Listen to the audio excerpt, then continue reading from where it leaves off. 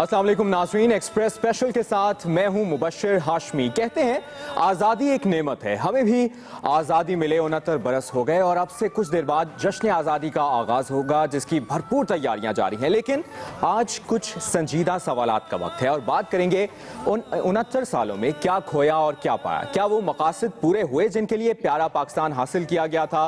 अमन की बात करें तो आज भी ख्वाब है। हम पाकिस्तानी से ज़्यादा पंजाबी, बलोची, पठान, सिंधी और महाजिर क्यों है? 60% अवाम तालीम से महरूम है जो जश्न आज़ादी के मफहूम तक से वाकिफ नहीं। सेहत जैसी बुनियादी सहूलत भी ख्वाब है और गरीब इलाज की हसरत लिए ही दुनिया से रुखसत हो जाता है। इस माहौल में जश्न आज़ादी के क्या मानी रह जाते हैं? बात करेंगे अपने मेहमानों से।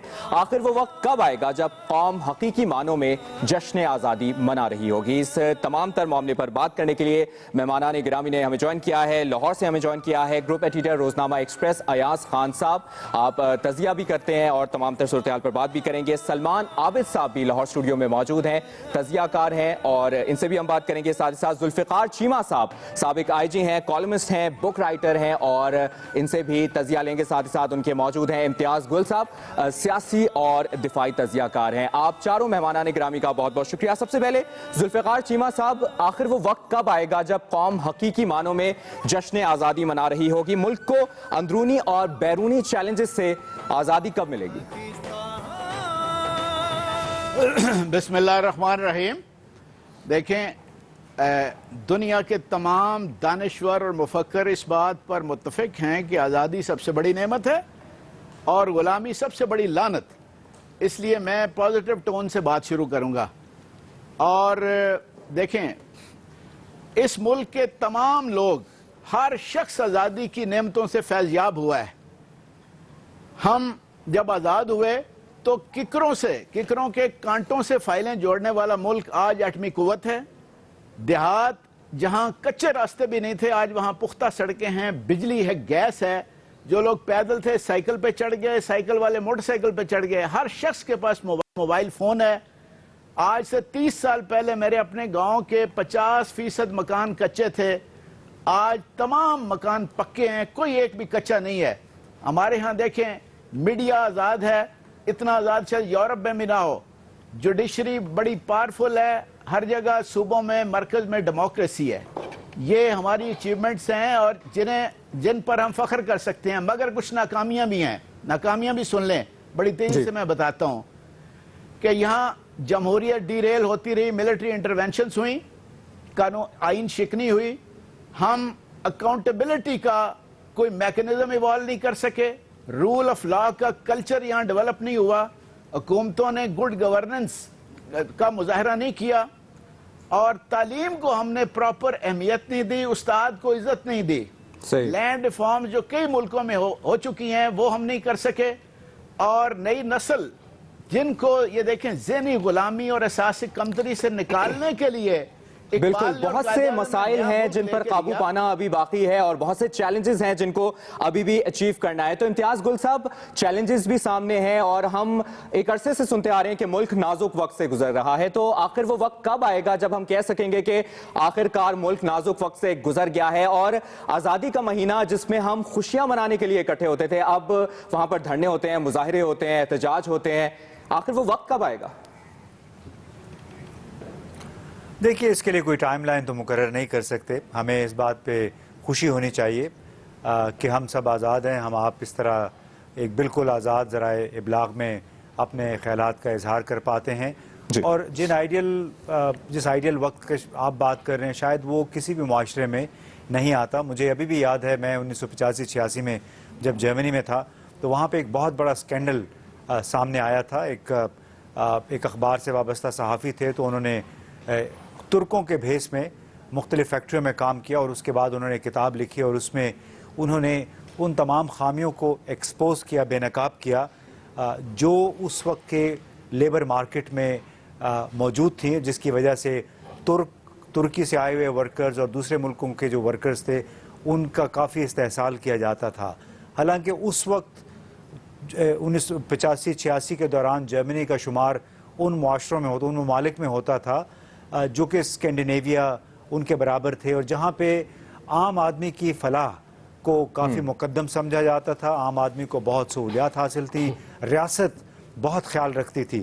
تو کہنے کا مقصد یہ ہے کہ اس نوعیت جو معاملات ہیں, پریشانی جو ہے اور خامیاں کسی بھی انسانی معاشرے میں, وہ ہر وقت کسی نہ کسی صورت میں موجود رہیں گی.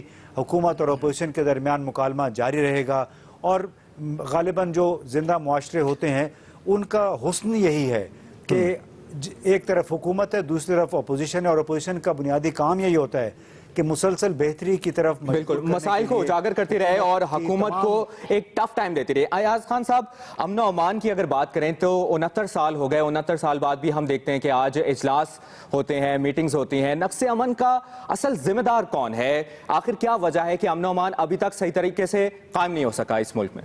ہم بالکل بڑی اچھی بات ہے, ہم آزاد ہیں, آزادی سے بات کر سکتے ہیں, یہ سب کچھ ٹھیک ہے, لیکن ہمیں اپنی خامیوں کو نظر انداز نہیں کرنا چاہیے. جیسے وہ کہتے ہیں کہ اگر کوئی آپ میچ جیت جاتے ہیں تو ظاہر ہے ساری خامیاں چھپ جاتی ہیں, لیکن اس وقت میرے خیال میں زیادہ ضرورت ہوتی ہے اپنی خامیوں پہ نظر ڈالنے کی, تاکہ مستقبل کے لیے کچھ.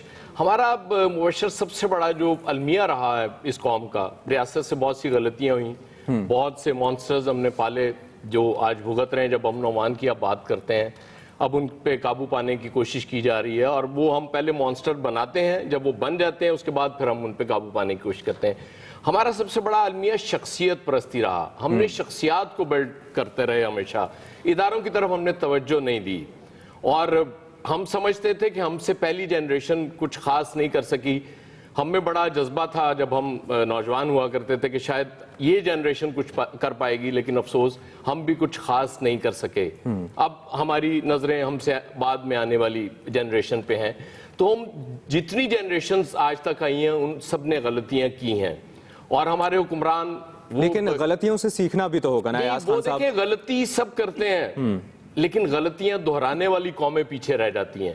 ہم بدقسمتی سے وہ قوم ہیں جو غلطیاں دہراتی رہتی ہے, اور ہر دور میں دہراتی رہتی. باقی یہ جلسے جلوس یہ چلتا ہے, جنگوں میں الیکشنز ہو جاتے ہیں, تو یہ احتجاج کیوں نہیں ہو بالکل. تو سلمان عابد صاحب, آپ سے یہ جانیں گے کہ ادارے کمزور ہیں یا ہمارے ارادے کمزور ہیں؟ دیکھیے نا, بنیادی بات یہ ہے کہ کوئی بھی معاشرہ اور کوئی ریاست کو اگر آپ اس کو ریویو کرتے ہیں تو سب سے بڑی اور امپورٹنٹ پوائنٹ یہ ہوتا ہے کہ آپ کے ہاں ادارے کتنے سٹیبل ہیں.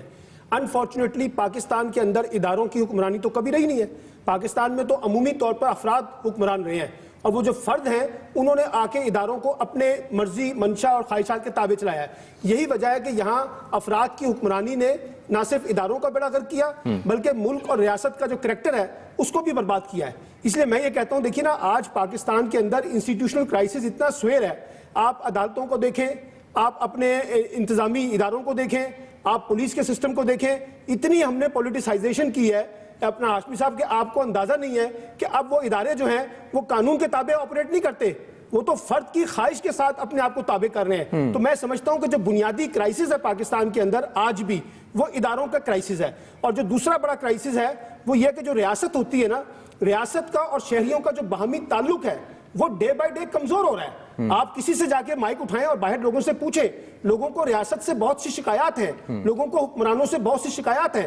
اس کی وجہ یہ ہے کہ ریاست یہ کہتی ہے کہ جو اپنے فنڈامنٹل رائٹس کا جو چیپٹر ہے کہ ہم لوگوں کے بنیادی حقوق کی ضمانت دیں گے, جبکہ ہماری ریاست کیا کر رہی ہے, لوگ چیزوں کو پرائیویٹائز کرتی جا رہی ہے.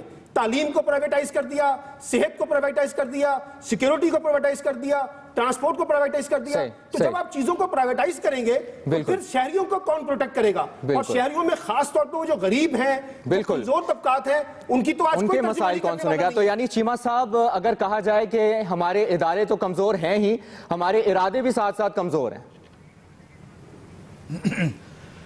دیکھیں, ادارے تو ظاہر ہے ارادوں سے ہی بنیں گے. اگر ول ہوگی, ڈٹرمنیشن ہوگا, تو ظاہر اگر مضبوط ارادہ ہوگا تو مضبوط ادارے بنیں گے. کوئی ایسی بات نہیں ہے. ہماری عمر 69 ایئرز ہے, اور یورپ میں جاتے ہیں تو وہاں کے اگر ہم ایجوکیشنسٹ سے, لوگوں سے, پڑھے لکھے لوگوں سے ملاقات ہوتی ہے تو وہ بتاتے ہیں کہ یہ جو ہمارے ادارے جن کو آپ بڑے رش کی نظروں سے دیکھتے ہیں, بڑا ذکر کرتے ہیں, یہ ہم نے کوئی 2, 4, 10, 15, 20 سالوں میں نہیں, صدیاں لگی ہیں, صدیوں میں ہم نے ان کو اسٹیبلش کیا ہے. تو ایسی کوئی بات نہیں ہے. ابھی تک جو ہم نے اچیو کیا ہے وہ بھی باعث افتخار ہے, لیکن بہت سی چیزیں ایسی ہیں which are matter of concern, which should be matter of concern for all of us. मैं दो और चीज़ों की भी बात करूंगा.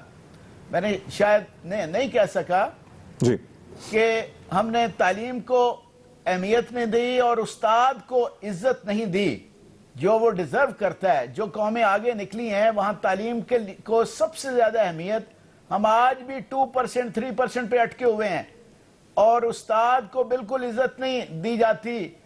वो इसलिए नहीं दी जाती कि तदरीस हमारे लिए यहाँ ना उसको ग्लैमराइज किया जाता है, ना बायस इज्जत समझा जाता है, ना बायस इफ्तिखार समझा जाता है.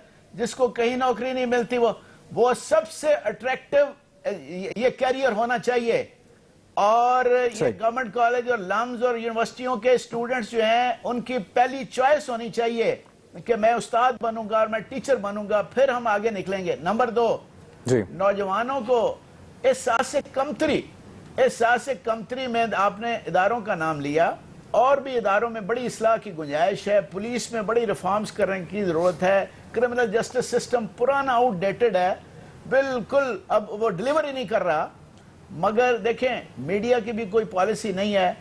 मीडिया में आप देखें या सियासत छाई हुई है या शोबिज़ है.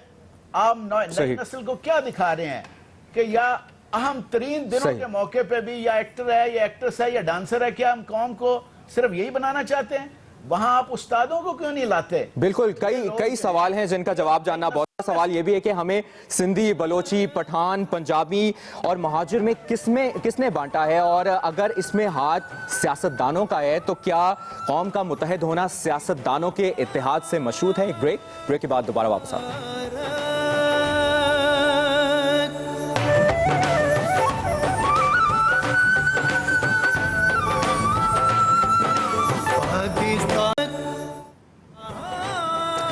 ब्रेक के बाद खुशामदीद नाज़रीन. अयाज खान साहब, हम पाकिस्तानी से ज़्यादा पंजाबी, बलोची, पठान, सिंधी और महाजिर क्यों हैं? क्या इसमें भी हम फिर कसूरवार सियासतदानों को ही करार दें? बेसिकली देखें, कौमों की तकदीर लीडर्स बदला करते हैं. यहाँ ये कहा जाता है कि जी वो कौम हमारी, चूँकि लोग ऐसे हैं, लोग कुछ नहीं करते. ठीक है, एक जिम्मेदारी होती है इनफरादी, सब लोगों की होती है. मेरी भी एक जिम्मेदारी, आपकी भी है, वो हमें उस पर अमल करना चाहिए, पूरी करनी चाहिए. लेकिन जब आप तकदीर बदलने की बात करते हैं तो वो लीडर बदला करते हैं. उसकी वजह ये है कि अगर ऊपर करप्शन हो रही होगी तो नीचे आप करप्शन नहीं रोक सकते. अगर एक लीडर खुद करप्ट है, वो किसी को कैसे करप्शन करने से रोक सकता है? यहाँ अखरबा बरबरी होती है हर महकमे में, हर शोबे में. आप देखते हैं सिफारिश के बगैर किसी को नौकरी नहीं मिलती. इल्ज़ामात लगाए जाते हैं, हुकूमत ऑपोजिशन पे लगा रही होती है, ऑपोजिशन हुकूमत पे लगा रही होती है. भाई मैं तो अब ये कहना शुरू हो गया हूँ कि दोनों सच बोल रहे हैं, 100% सच बोल रहे हैं. अगर पीपल्स पार्टी वाले कोई इल्जाम पीएमएलएन पे लगा रहे हैं वो भी 100% सच है. पीएमएलएन वाले पीपल्स पार्टी के हवाले से बात करते हैं तो वो भी 100% सच है. सही. इंसाफ नहीं मिल रहा इस कौम को, अदल नहीं है इस मुआशरे में. जब तक ये चीजें नहीं होंगी, हम पंजाबी, सिंधी, महाजर, पंजाबी और बलोच रहेंगे. हम एक कौम उस वक्त तक नहीं बन सकते क्योंकि एक लड़ी में पुराना पड़ता है, फिर एक कौम बनती है जब लोगों को पता होता है कि हमारे इज्तिमाई मफादात हैं और इसमें ही हमारी बचत है. अगर यहाँ तो डिवाइड एंड रूल वाला सिलसिला रहा, जो अंग्रेज ने आके छोड़ के गया था वो हमारे लीडर्स ने अपना लिया और वही चल रहा है. ठीक है. इम्तियाज गुल साहब, आप एग्री करेंगे अयाज खान साहब की बात से कि कौम का मुत्तहद होना सियासतदानों के इत्तेहाद से मशरूत है? और थोड़ा ये धरनों और मुजाहिरों पर भी बात कर लें कि इमरान खान साहब इस्लामाबाद में मौजूद हैं, वो भी आज जुलूस निकाल रहे हैं और रैली को लीड कर रहे हैं. तो ये सिचुएशन किस तरफ जाती हुई दिखाई दे रही है और हमें इत्तेहाद के लिए क्या करना होगा? देखिए, इत्तेहाद के लिए तो जाहिर है अब आवाम के हाथ में तो नहीं है, वो तो उन हुक्मरानों के हाथ में है जिनको आवाम ने वोट दे के पार्लियामान में भेज दिया है. अब उनके दरमियान अगर इत्तेफाक नहीं हो पाता तो उसकी तो एक ही वाज़ेह वजह है कि वो एक दूसरे के गुनाह और जुराइम छुपाने के चक्कर में कभी एक इत्तेहाद में चले जाते हैं, कभी दूसरे इत्तेहाद में चले जाते हैं. इमरान खान अगर आज सड़कों पे हैं, जिना एवेन्यू पे हैं इस वक्त गालिबन, तो उसका गालिबन एक नुकाती एजेंडा है और वो यही है कि करप्शन एक दूसरे की छुपाने की वजह से ही इस वक्त मुल्क इस हालत को पहुंचा हुआ है. और दूसरी बड़ी बात कि जिस मुल्क में जहां के हुक्मरान अगर पढ़े लिखे नहीं हैं, जिस मुल्क के हुक्मरान अगर इल्म को اہمیت نہیں دیتے، ان کے خیال میں علم خریدا جا سکتا ہے یا علم والے لوگوں کو خریدا جا سکتا ہے، تو ظاہر ہے وہاں پہ تعلیم کو یا علم کو اہمیت نہیں دی جائے گی، جس کی وجہ سے پاکستان میں آج اگر ہیومن ڈیولپمنٹ کو دیکھا جائے یا سکلز کو دیکھا جائے تو ہم بالکل نیچی سطح پہ افریقی ممالک کے ساتھ ملے ہوئے ہیں۔ اگرچہ پاکستان میں بہت سارے اچھے کام بھی ہوئے ہیں، بہت ٹیلنٹڈ لوگ ہیں، تو بنیاد جو آپ کہہ رہے تھے کہ سچویشن کہاں جاتی ہوئی دکھائی دے رہی ہے، بڑی خوفناک صورتحال ہے اس لحاظ سے کہ یونیورسٹیوں کے نام پہ، کالجوں کے نام پہ بے شمار ادارے کھلے ہوئے ہیں۔ ایک لحاظ سے اچھی بات ہے کہ اگر آپ 40 سال پہلے سے موازنہ کریں تو آج کوئی 200 سے زیادہ یونیورسٹی ہیں، کئی 100 کالجز، 1000 کالجز ہیں، تو ایک فاؤنڈیشن بن گئی ہے، لیکن وہاں پہ معیار نہیں ہے، ڈگریاں بک رہی ہیں، ڈگریاں بٹ رہی ہیں۔ جو ایگزیکٹ اسکیم آیا تھا اس سے پہلے الخیر اور پتہ نہیں بہت ساری ایسی یونیورسٹیاں تھیں جہاں پہ واقعتاً ڈگریاں بک رہی تھیں، اس پہ کوالٹی کنٹرول کوئی نہیں تھا۔ اسی طرح جو لوگ یونیورسٹیوں میں پڑھا رہے ہیں ان پہ کوئی کنٹرول نہیں ہے، سیاسی وابستگیوں کی بنیاد پہ وائس چانسلر لگائے جاتے ہیں، اس میں ظاہر ہے پھر حالات تو اسی نہج کو پہنچنے ہیں۔ اس میں یہ کوئی اچنبے کی بات نہیں ہے کہ اگر آج قوم بٹی ہوئی ہے اور اس بٹی ہوئی یقینی طور پر سبھی کو اپنا رول پلے کرنا ہوگا۔ امتیاز گل صاحب، سلمان عابد صاحب دھرنے اور مظاہروں کی بھی بات کر رہے ہیں۔ یقینی طور پر دھرنے کرنا، مظاہرے کرنا، احتجاج کرنا ہر کسی کا رائٹ ہے، لیکن ہم دیکھتے ہیں کرپشن کے خلاف جس طرح یہ دھرنا جاری ہے، احتجاج کیا جا رہا ہے، لیکن جب بات آتی ہے پاناما لیکس پر ہم خلاف ہو جاتے ہیں، لیکن جب نیشنل ایکشن پلان پر بات آتی ہے ہم متحد ہوتے ہیں لیکن عمل درآمد نہیں کروا پاتے، تو پھر یہ کیا وجہ ہے؟ دیکھیں نا، بنیادی بات یہ ہے کہ ہمارے ہاں چیزوں کو ڈیل کرنے کے لیے ایک پولیٹیکل کمٹمنٹ جو ہے نا اس کا بڑا فقدان ہے، اور ہم جو ہے نا ایک ریئیکشنری اپروچ کے تحت کام کرتے ہیں۔ ہمارے پاس کوئی مستقل ہوم ورک نہیں ہے کہ ہمیں قوم کی ڈائریکشن کو کہاں لیڈ کرنا ہے۔ اور دیکھیے نا، اب آپ کہتے ہیں کہ اصلاحات کرنی ہے، اب جو سیاسی جماعتیں ہیں، جو سیاستدان ہیں، جو حکمران طبقات ہیں، کیا ان کا تعلق ہے اصلاحات کے ساتھ؟ میرا سوال تو یہ ہے۔ وہ تو اپنی ذاتی سیاست کر رہے ہیں، وہ تو اپنے جو وسائل ہیں ان کو ذاتیات کے لیے استعمال کر رہے ہیں، وہ کوئی ادارہ سازی تو نہیں کر رہے۔ انہوں نے تو دیکھیے نا بنیادی طور پر ایک ایسی سیاست کو تقویت دی ہے جو ایک خطرناک رجحانات کی طرف جاتی ہے۔ اس میں پیسے کی سیاست ہے، اس میں اخرہ پروری کی سیاست ہے، اس میں میرٹ کا استحصال ہے، اور پھر ایک خاندانی اور شخصی سیاست جس کا بھی خان صاحب کہہ رہے تھے وہ آپ کے پاس ہے۔ اچھا، پھر آپ یہ دیکھیے ہماری جو لیڈرشپ ہے انفارچونیٹلی وہ پارٹ آف دا جو مسائل ہیں ان کا ریزولوشن نہیں دے رہی، بلکہ وہ پارٹ آف دا پرابلم بن گئی ہے۔ اب آپ دیکھ دھرنے کی سیاست پہ تو کہہ دیتے ہیں کہ جی ملک کی ترقی رک گئی ہے، ملک کی خوشحالی رک جائے گی ان دھرنوں سے، لیکن سوال یہ ہے کہ جو حکومت میں ہے وہ مسئلے کیوں نہیں حل کرتے؟ کیا وجہ ہے کہ پاناما کے اوپر کمیشن کیوں نہیں بن پا رہا؟ کیا وجہ ہے کہ جو لاہور میں 14 افراد کا قتل ہوا عوامی تحریک کا، اس کا آج تک کچھ نہیں پتہ چل رہا؟ کیا وجہ ہے کہ بدعنوانی، کرپشن کے جو معاملات ہیں اس پہ نیب خاموش ہو جاتا ہے؟ ٹھیک ہے، جب آپ کے ادارے چیزوں کو رسپانس نہیں کریں گے، ادارے چیزوں کو رسپانس نہیں دے رہے اور تو معاملات حل نہیں ہوں گے۔ تو چیمہ صاحب، جس طرح ان سے بھی میں نے سلمان عابد صاحب سے بھی سوال یہی کیا ہے کہ ہم پاناما لیکس کے معاملے میں احتجاج بھی کرتے ہیں، دھرنا بھی دیتے ہیں، کرپشن کے خلاف بھی ہم باہر نکل آتے ہیں، لیکن نیشنل ایکشن پلان جس پر ہم سب متحد ہوئے تھے، لیکن اس کے عمل درآمد کے لیے جب بات آتی ہے تو کوئی بھی ایفرٹ نہیں کرتا، چاہے وہ وفاقی حکومت ہو چاہے وہ صوبائی حکومتیں ہوں۔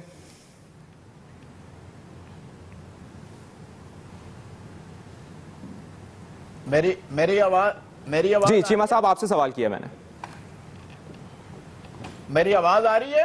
جی چیمہ صاحب، آپ کو سن پا رہے ہیں؟ اچھا جی، ہاں جی، اچھا جی، دو باتیں آپ نے پہلے کہا کہ قوم اور پھر اس کے بعد کرپشن کا ایشو، میں دونوں پہ بات کروں گا۔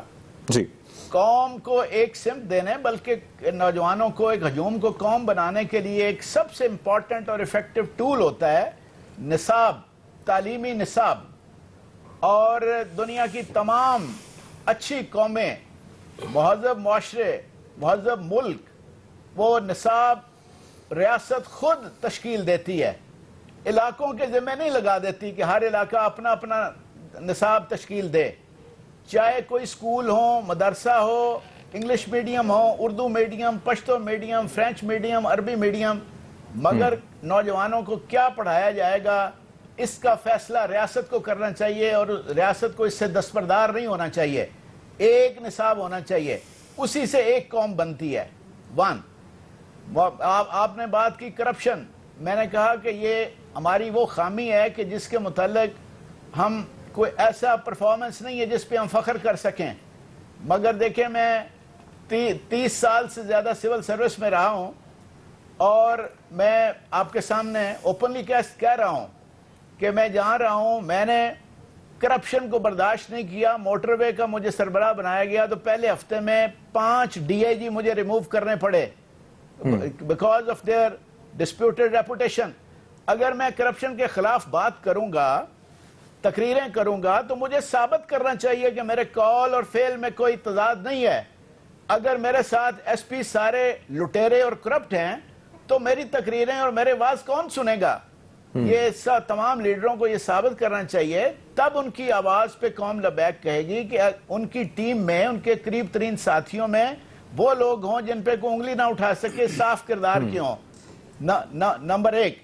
नंबर 2, यहाँ एहतसाब अकाउंटेबिलिटी का मैंने कहा कि निज़ाम इंतहाई डिफेक्टिव है और अवामी तायद से और ट्रस्ट से महरूम है, लोगों को एतमाद नहीं है। 2 बड़े इदारे हैं, नैब के चेयरमैन बनाने का तरीकाकार डिफेक्टिव है। क्या कभी इस पे कोई ढंग की बहस हुई? FIA और नैब को हुकूमती कंट्रोल से आजाद करने का मैं तो कई दफा कह चुका हूं, लिख चुका हूं, कंट्रोल से आजाद होना चाहिए, मगर क्या किसी पार्टी ने इस पर कोई अपना कोई पेपर पेश किया? कोई मीडिया के जरिए, कोई यहाँ आप चैनल पर कोई संजीदा बहस हुई? ये आजाद होना चाहिए।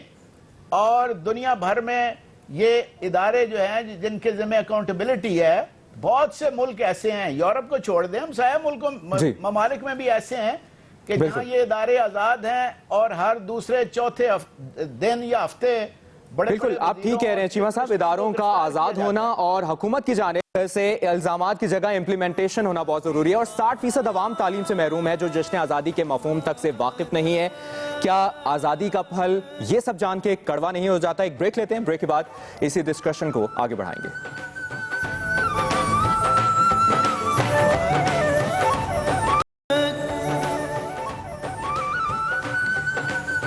वेलकम बैक नाजरीन। अयाज खान साहब, जिस तरह ब्रेक से पहले बात हो रही थी कि हुकूमत इम्प्लीमेंटेशन नहीं करे, इदारे अपना काम नहीं करे, और अगर तालीम की बात की जाए तो 60% अवाम तालीम से महरूम है, तो फिर इस तमाम तर मामले को, इस तमाम तर स्टैट्स को सामने रखें तो फिर आज़ादी का मज़ा तो फिर किरकिरा हो जाता है। दरअसल वो जो हुकूमत के करने के काम थे वो उसने प्राइवेटाइज कर दी। जैसे सलमान शुरू में कह रहे थे कि उन्होंने प्राइवेट सेक्टर में दे दिया, स्कूल्स दे दिए, उन्होंने कहा जी बस अब तालीम को बड़ा फरोग मिल रहा है। गली मोहल्लों में स्कूल खुले हुए हैं, 1-1 कमरे के, 2-2 कमरे के, ना प्ले ग्राउंड्स हैं। तब इस तरह के स्कूल से किस तरह के बच्चे निकलेंगे? फिर वो जो चीमा साहब बात कर रहे थे कि निसाब, यहाँ तो 35,000 निसाब पढ़ाए जा रहे हैं। हर स्कूल का एक अपना निसाब है जो वो पढ़ा रहा है बच्चों को। अंग्रेजी मीडियम के 10 निसाब है, कोई एक चेक नहीं है। और दूसरी बात बड़ी इंपॉर्टेंट चीमा साहब ने की कि मैं चूंकि दयानतदार था इसलिए मैंने दयानतदारी पे बात कर सकता हूँ। हमारी बदकिस्मती ये है मुबशर कि जो जितना बड़ा बददयानत है उतना ज्यादा वो दयानतदारी की बात करता है, उतना ज्यादा करप्शन पे बात करता है।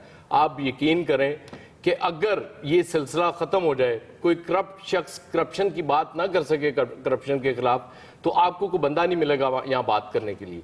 हमारा तो दानिश्वर भी करप्ट हो गया है। यूं लगता है कि हर शख्स का एक प्राइस टैग है, उसको जब मुनासिब वो प्राइस मिल जाएगी उसके बाद उससे जो मर्जी कहलवा लें, जिसके मर्जी हक में कहलवा लें। हम अजीब लोग हैं, मसलतों के मारे हुए लोग हैं। हम 10 जगह मसलतों का शिकार हो जाते हैं। हमारी अगर कोई पॉलिटिकल एफिलिएशन है तो हम ईमान ले आते हैं कि ये हमारा लीडर तो जो मर्जी करे, इसको सब सारे गुनाह माफ है, 100 कत्ल जायज है। लेकिन मुखालिफ जितनी मर्जी अच्छी बात करे, जितना मर्जी अच्छा काम करे, हम उसमें कीड़े निकालते हैं और हम देखते हैं कि ये ठीक नहीं चीज। इस चीज से जब तक आगे नहीं बढ़ेंगे तब तक मामला ठीक नहीं हो सकते, तब तक मामला ठीक नहीं होंगे। बिगाड़ बहुत ज्यादा पैदा हो गया। इम्तियाज गुल साहब, इदारे प्राइवेटाइज हो रहे हैं, निसाब जिस तरह अयाज खान साहब ने भी कहा कि निसाब मुख्तलिफ यूज हो रहे हैं, तो एज ए कौम अगर हम बात करें तो फिर तालीम में भी हम पीछे हैं, सेहत में भी हमारा मयार जो है आपके सामने है, तो फिर एज ए कौम हम हिम्मत हार जाएं, हम नाउमीद हो जाएं? नहीं, मेरा ख्याल है नाउमीद नहीं होना चाहिए, ना ही हिम्मत हारनी चाहिए। अगर हम किसी चीज़ को गलत समझते हैं हमें उसके ख़िलाफ़ आवाज़ बुलंद करते रहना चाहिए। मीडिया की सतह पे, सिविल सोसाइटी की सतह पे हर शख्स को अपने हिस्से का काम ज़रूर कर लेना चाहिए। और वही बात है कि اگر آپ کسی چیز میں یقین رکھتے ہیں تو اس پہ آپ کو اس کا اظہار ضرور کرنا چاہیے.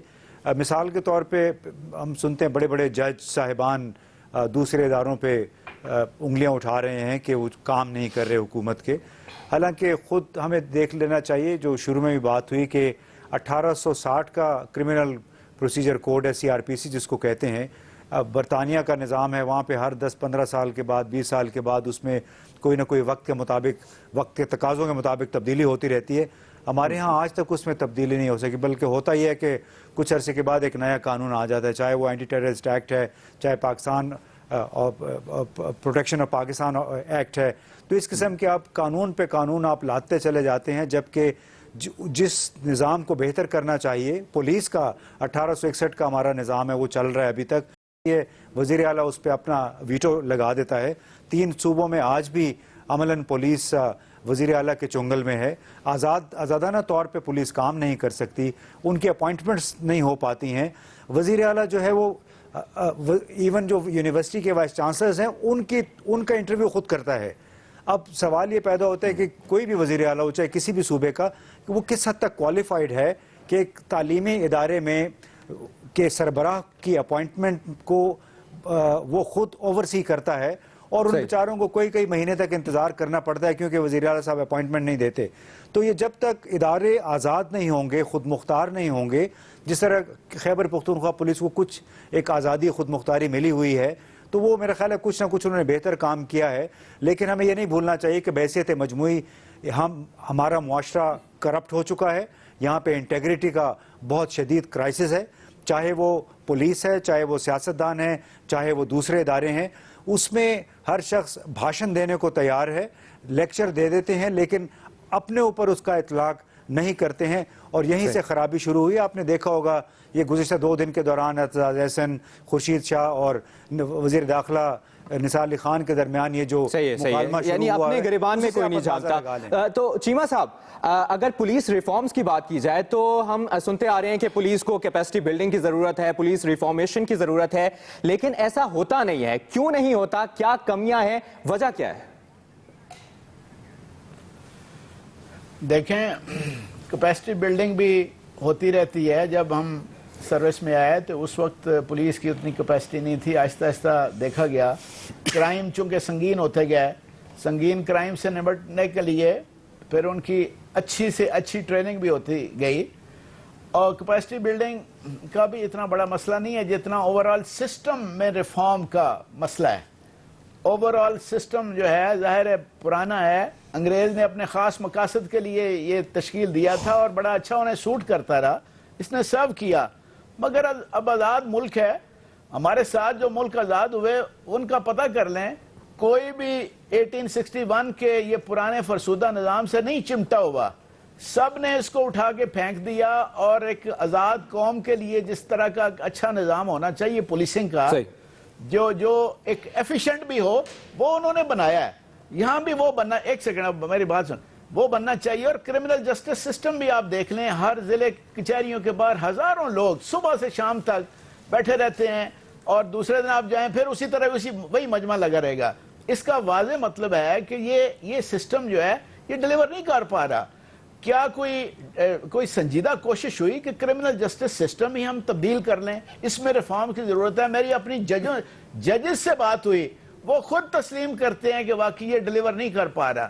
سو یہ سسٹم چینج ہونا چاہیے, اور آج کے دن یوم آزادی پہ کچھ عہد ہونے چاہیے. اگر ہم یہی عہد کر لیں ادھر ادھر تقریریں کرنے کی بجائے, آئندہ یہ اس بات پر ہم اتفاق کریں کہ اس حق حکمرانی یا ہمارے نمائندگی کا حق صرف اس کو ہے جو کرپشن سے پاک ہے, ہر قسم کی کرپشن. یعنی میں اس کو ووٹ دوں گا جس کا دامن فائنینشل اور مورل کرپشن دونوں سے پاک ہوگا, اسی کو حق ملتا ہے. قائد اور اقبال کے پاکستان بالکل چیمہ صاحب, سنجیدہ کی ضرورت ہے, اور جس طرح آپ نے کہا کہ سسٹم ریفارم کی ضرورت ہے, سسٹم ریفارمیشن کیسے ہو سکتی ہے, سولوشن کیا ہوگا. ایک بریک لیتے ہیں, بریک کے بعد اسی پر بات کریں گے.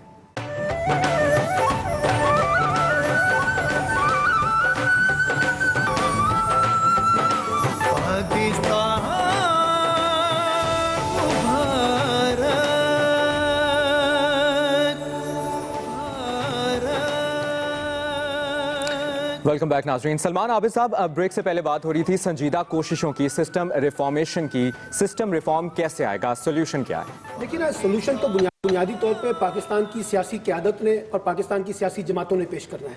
फ्रस्ट्रेशन ये है हमारी कि जो सियासी जमातें हैं उनके पास कोई ऐसा जामे प्रोग्राम नहीं है जो हमें किसी रेजोल्यूशन की तरफ लेके जाए, और लीडरशिप जो है वो बहुत छोटे छोटे मफाद को सामने रख के सियासत कर रही है, जिसकी वजह से लोगों में एक फ्रस्ट्रेशन पाई जाती है।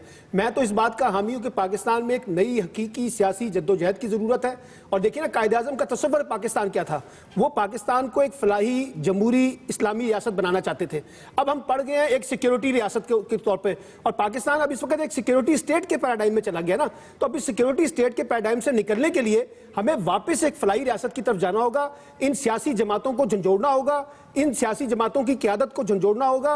और जिस किस्म की ये सियासत कर रहे हैं हाशमी साहब, मैं आपको ईमानदारी से बताता हूं कि इसमें कोई होप नहीं है, क्योंकि ये एक मफादाती सियासत है, एक अपनी जाती खानदान की सियासत है और कुछ दोस्तों को नवाजने की सियासत है। इससे निकलकर जो बुनियादी इश्यूज हैं तालीम के हैं, अब देखिए ना, लाहौर शहर में हम बैठे हुए हैं, आप किसी हॉस्पिटल में चले जाएं, एक बेड के ऊपर 3-3 पेशेंट जो है ना वो उस वक्त बैठे हुए हैं इलाज के लिए। अब आप मुझे बताइए कि इन पर कौन तवज्जो देगा? अभी जैसे चीमा साहब कह रहे थे कि जीडीपी में 2% से ज्यादा हम आगे नहीं जा रहे हैं, और हमने ये आपको याद होगा मिनिमम डेवलपमेंट गोल में वादा किया था कि कम से कम हम इसको 4% के ऊपर और 7% के ऊपर लेके जाएंगे। तो हमारी जब तरजीहात जो हैं वो एक फलाई रियासत की नहीं होंगी और एक सिक्योरिटी स्टेट के साथ साथ हम करप्शन और बुदनवानी में भी लीड कर रहे होंगे, तो फिर कैसे आगे जाएंगे? तो मैं समझता हूं कि सिस्टम को रीडिफाइन करें, रीस्ट्रक्चर करें। मौजूदा सिस्टम जो है तो मुझे नहीं लगता कि इसमें कोई दमखम है। सिस्टम रीस्ट्रक्चर हो जाएगा? इम्तियाज गुल साहब, सियासी जमातों को झंझोड़ना इतना आसान है? ऐसे सिस्टम रिफॉर्मेशन हो जाएगी?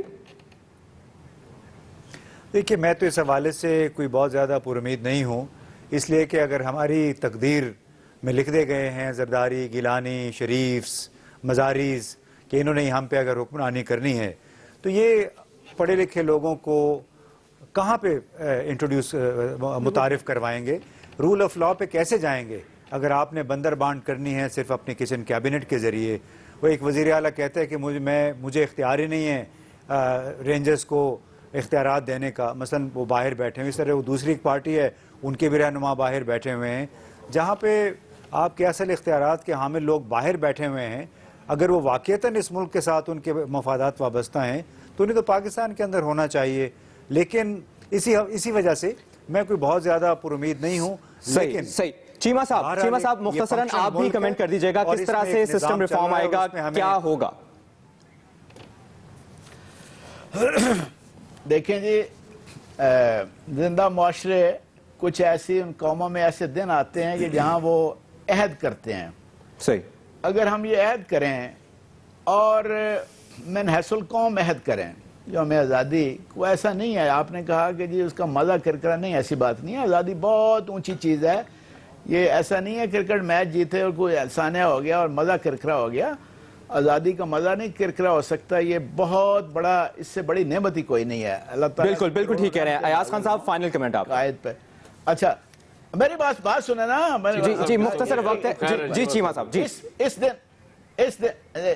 इस दिन अहद करें, there would be no military intervention, आइंदा आइन शिकनी नहीं होगी। 1, हुकूमत अहद करे कि हम अपनी बैड गवर्नेंस को इम्प्रूव करेंगे, रूल ऑफ लॉ का सही, अवाम का विजन क्लियर है और